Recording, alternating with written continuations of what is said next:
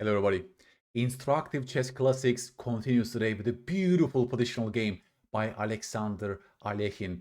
He was playing with the black pieces against William Winter, 2 times British champion. French players out there, you will love this game, I think. This contains so many nice exchange French patterns. Oh my god, that boring opening that you're dreading, I know that. Alekhine will give you hope of how to outplay those white players who are going for exchange variation in the French defense, okay? Another function of this video is that we are avoiding modern chaos.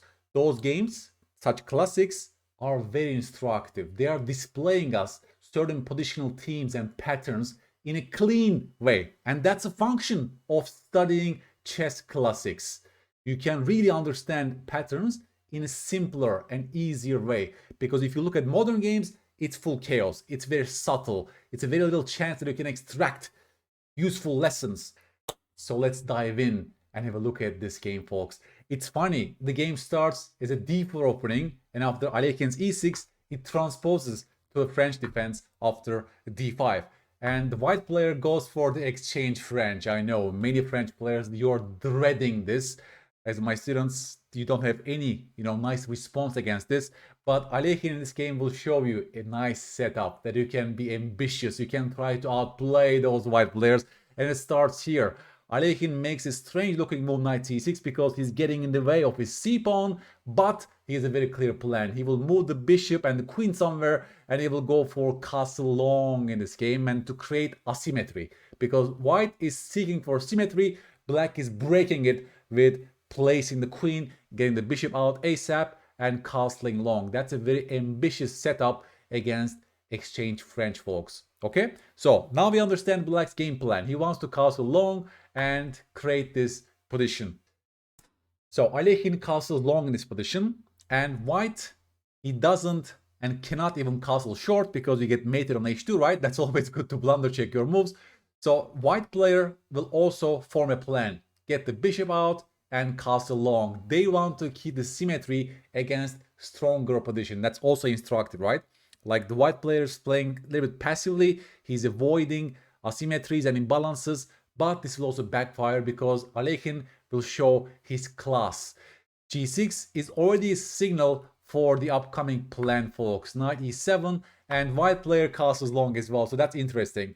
Both sides castle on the queen side, so it looks like a very symmetrical position at first sight, but here you can stop the video and find a nice positional plan for black, okay? It's a first interesting moment in the game. I want you to just look at your pieces, look at the white pieces. If I, for example, give you the first prompt, what exchange would you seek in this position with the black pieces? Which exchange is the correct exchange for black in this position? You're a great player if you found Alekhine's move, bishop f5. That's a very human move because this bishop of white is a good bishop in this pawn structure, right? The pawns are placed on dark squares, which means this bishop is officially the good bishop for white. But this bishop, there's a central pawn that is blocked on the same color as this bishop. So Alekhine wants to just trade off those pieces. What's another point behind this? It also, of course, right, gives this nice f5 square for the knight on e7. So he's forming a plan. He wants to eventually get a knight on f5 and pressure on the e-file using his rooks. Beautiful human plan, folks. Knight g3 takes. So after queen takes d3, Alekhine makes this move h6, which looks a little bit strange at first sight, but I guess the point is he's stopping queen d2 followed by bishop g5 ideas with this move h6. It's a flexible move. The pawn can later go to h5 to chase away the g3 knight. For the moment, he just keeps it as such. And here, folks, the white player goes f4.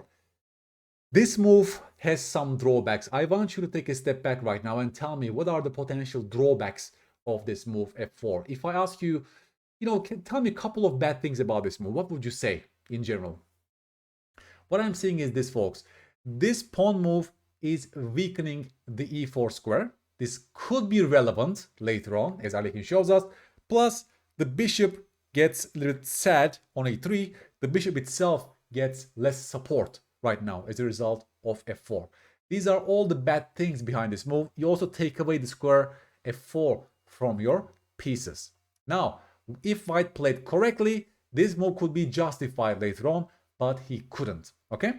f4, Alekhine immediately goes queen g4, and he wants to, let's say, rescue his queen, because the queen needs to guard those light squares. The queen was not doing anything on h4 anyways, so now the queen just returns back. h3, kick the queen, and the queen just drops back to d7. Again, just take a step back, French players out there, evaluate these positions. It looks, well, symmetrical and equal, but black might have a small advantage already here. And can you tell me, for example, why? I think the reasons are very clear. E-file will be occupied by the black pieces. This bishop is bad, this knight is bad, and black also in the long run has this plan of h5, h4, followed by knight f5. That's exactly what Alekhine will show us, folks, in this actual game. Rook f1 was the game continuation. That's also interesting. White doesn't sense the critical moment. This was the critical moment for white, that he should have played much more dynamically.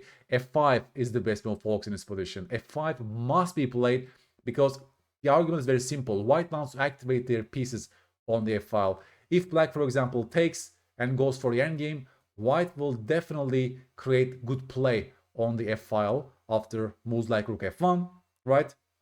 And if you take back with the g-pawn directly, they will still go rook f1, and they will insert pressure on the pawn on f5. If you go rook g8, for example, in this position, white will even play bishop f4 to activate their bishop, to get a blockade on f4. This was the way to fight for white in this position. At least, right, they demobilized your knight. Now we are tied down in guarding that pawn on f5. Instructive option for white, but white slips. He doesn't understand the criticalness of this position. He goes rook f1, and then comes Alekhine's beautiful plan, as mentioned, h5 followed by h4, kick the knight and gain this beautiful f5 square for his knight. Look at this. The plan works like a Swiss watch, folks. Knight f5. Alekhine forms a mini plan. He improves his knight. Beautiful. He also opened up the e-file. Beautiful. Right now you see a master starts out playing his weaker opponent in a very instructive way, folks. The bishop on e3 is a bad piece. This knight on e2 sucks, and you see the problems. Knight f3. Please stop the video, folks, and tell me that good-looking positional move for black. How would you treat, how would you react to a move like knight f3 in the actual game? You're a great player if you found the move f6, of course. This pawn is burying and limiting that knight on f3. Obviously, right? Pawn play connecting to piece activity. If you look at the engine will tell you that almost equally good was knight takes e3, but that's not a human move at all. Come on. This knight was a beautiful piece. The bishop sucks. It's a tall pawn. Why do you exchange those pieces? Well, the engine says you can occupy the file with tempo, but even after this, right? Knight e5s are coming. You need to spend one tempo with f6. And white will also try to occupy the file. Engine says rook e4. Black might be slightly better, although after knight e2, I hit your rook. It has to go back anyways. I don't get exactly why the engine is giving us this line, but that's how you also can mislead yourself after the game. If you just blindly check with the engine will spit out such inhuman moves. Look at knight on f5. This was our game plan from the beginning. That's why we pushed h5, h4 to cement our beautiful knight on f5. The bishop sucks. Why do you exchange? Alekhine makes a human move f6, and he just simply wants to occupy the e-file on the next move, right? The game goes on. Knight h2. Well, the knight sucks. Now he wants to do this.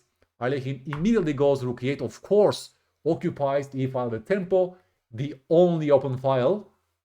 The exchange French pattern, folks. That's a very typical thing in the exchange French. There's only a single open file, and whoever occupies and dominates that file will gain the positional cards. Now, I want you to find the multi-purpose move that is found by Alexander Alekhine. Obviously, they want to go knight g4 and hit your pawn at f6. So, please, folks, tell me that good-looking move. Yes, rook e6. The move anticipates knight g4. Thus, I guard my weakness, but I also want to go rook e8 and dominate the only open file. Simple chess in its purest form. Knight g4, rook e8. Look at the black pieces, guys.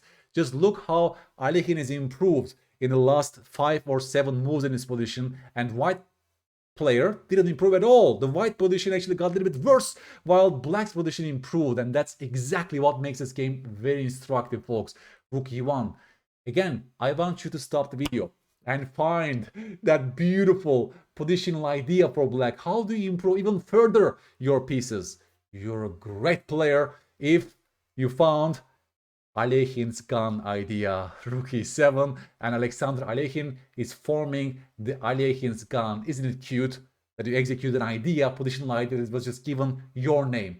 Yes, a very simple idea. Rook e7, my next move is just queen e8, and I want to exert maximum pressure on the only open file. Beautiful chess, folks.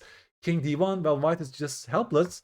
Well, he's just, forced to passivity, basically. Just look at the white pieces. They're all extremely passive on the first rank, and that's how simple chess works, folks.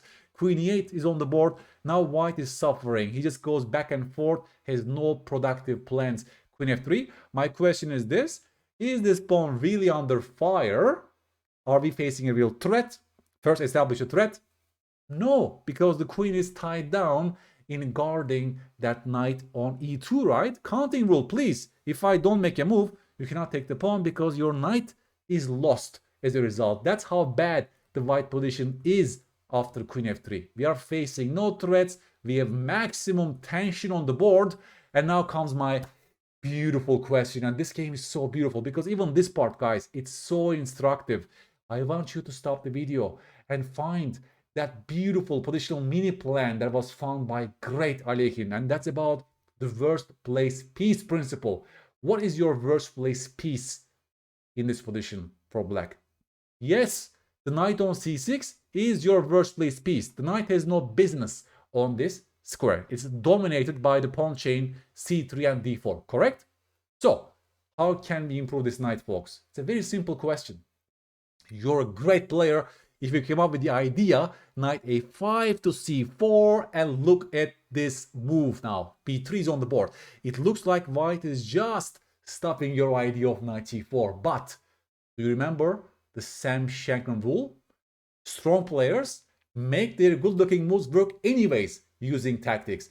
They are looking at impossible-looking moves. Knight c4 looks impossible, but knight c4 is also a positionally desirable move. That's a move that you would like to make, right? So now comes my question, folks. Please stop the video and tell me whether knight c4 is playable for black. That's a great calculation exercise for you. Please try to make this move work using tactics. You're a great player, folks. If you found Alekhine's move knight c4 and the knight joins the battle directly, Alekhine says you cannot take my knights because if you do, let's look at this line together, folks. How should we play? How should we play, folks? You tell me. Well, queen a4 check is on the board, of course. Look at your king. King c1. What's our next move? Look at our bishop. Bishop a3 check. Beautiful. King b1. What's our next move? Look at this rook. Rook b6.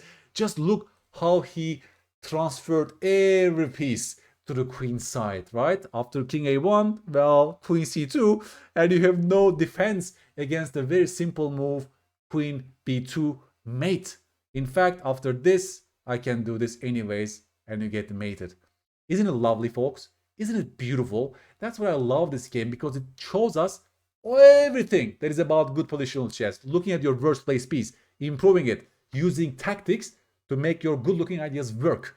And here knight c4 is on the board and white cannot take it. He goes bishop c1, but now one more piece joined the battle, and obviously now Alekhine starts the exchange operation to gain further ground. He invades e3 with his pieces. That's exactly what happens as a result of this trade, right? Look at the black pieces. Now they invaded into the white's position, and that knight on c6, which was just a bad piece, served a great function in two moves, right? Beautiful, beautiful chess. And after queen f2, well, Alekhine just starts invading directly with the queen. Queen d3s are now an idea. Again, it's very difficult for white to move a piece.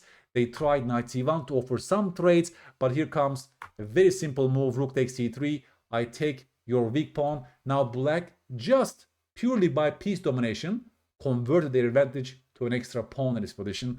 And after takes, white tried one move in this position with queen e1, just some activation maybe on the e-file, also hitting the rook. I want you to find that move for black here in this position. Can this rook be captured? That's my question.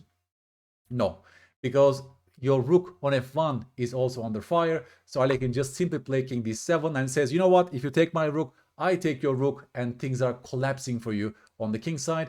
So they tried f5 to activate some of their pieces, but then comes, well, there's also a queen e6 threat, by the way. Then comes Alekhine's beautiful move. Can you find it, folks? Yes, stopping all counterplay. Rook e3. What a beautiful move again. Complete domination and complete control in this position. If white took on e3, then obviously I take on f1 with check, and then I take on f5, and everything is collapsing. White has no play left in this position, basically. So after rook e3 in this position, they tried queen f2, but Alekhine simply played g5 and closed down everything. White has zero counterplay. Black has an extra pawn with beautiful pieces. Black king is much safer. Look at those white pieces. It's complete domination, and the game is ending soon. But even here, Alekhine finds those beautiful positional moves. Rook e1. Do you capture on e1, or do you exchange on your own terms in this position? And that comes a beautiful part as well, folks. Strong players never miss out on chances to exchange on their own terms. That's exactly why Alekhine played rook e4. He says, you know what? If you take my rook, which happened in the game, you're giving me a passed pawn on e4. Strong Alekhine exchange on his own terms, and now he also created this another force, another unit in the position, the pawn on e4. Black is an extra pawn. White is so many weak pawns in this position. It's untenable basically for white. But even this is a very interesting phase. The bishop on e7 is, let's say, your worst placed piece. How do you improve? How do you improve that piece? Alekhine goes bishop d6. He wants to simply insert the piece on f4, because it's also, right, cuts down the queen's communication on f5. There are many ways to win for black, but Alekhine chooses the most human solution, the bishop activation. Look at those units. Look at those pieces, folks. Knight cannot move because of queen d3 checks. Queen f5s are coming. Zero counterplay was given to the opponent. The king is so safe on d7, and here white resigned in this position because they're just helpless. I will take on f5 on the next move if nothing happens. One of the most amazingly beautiful positional masterpieces. If you go back and extract those lessons, folks, again, exchange French, you should not be so worried about this. Yes, it's a dull opening that is chosen by some white players, but you can always, right, murky the waters, as they say, by castling long and by playing good positional chess. Just look what kind of good positional chess he's playing. Bishop f5, correct exchange. Exchanging of white, good bishop. Thus, gaining the f5 square for their knight, right? That's the first interesting moment in this game. Then comes the second phase. f4 is a bad move, positionally speaking, because it gave us, right, this outpost on e4, which was exploited perfectly by great Alekhine. Immediately goes queen d7 and starts eyeing those light squares, improving their queen. Comes this beautiful phase, folks. This typical, right, typical h5, h4 to chase the knight away and gain that f5 outpost for his knight. Just look at this mini plan. Look at the small improvement of his position. Gradual improvement in black's camp, while white's position doesn't improve. Here, he doesn't go for the engine line knight e3. He plays human chess. He plays f6. He dominates that knight, and it starts activating their pieces. Multi-purpose move rook e6. Defend f6. Prepare rook e8. Alekhine forms the Alekhine gun with this idea. Queen e8. Beautiful chess. Here, he looks at his worst placed piece, knight c6. He starts improving using knight a5. He doesn't shy away after b3. He sees deeper. Knight c4. Shankland Rule. Tactics serving strategy. He activates the knight. He knows it's unplayable for white to take on c4. Let's look at this beautiful finish again, folks. Beautiful finish. Every piece is basically flying to the queen side, and white pieces are so paralyzed to defend everything on the king side, they are helpless against this attack. Knight c4 is a beautiful move, cannot be captured, but then that knight goes into e3, offers a trade, forces a trade. Black invades e3. Black starts eyeing those targets on c3. White loses a pawn by force, by sheer black's piece activity, white must lose material as well, right? That's a beautiful link between positional chess and tactics, favoring good positions as well, folks. So instructive. This game is so instructive. Can teach us so many nice lessons about chess that I had to include this in this series. I hope you loved it, folks. I will keep on producing similar content for you. I am doing it to help you improve your game because I truly believe in the value of studying such chess classics.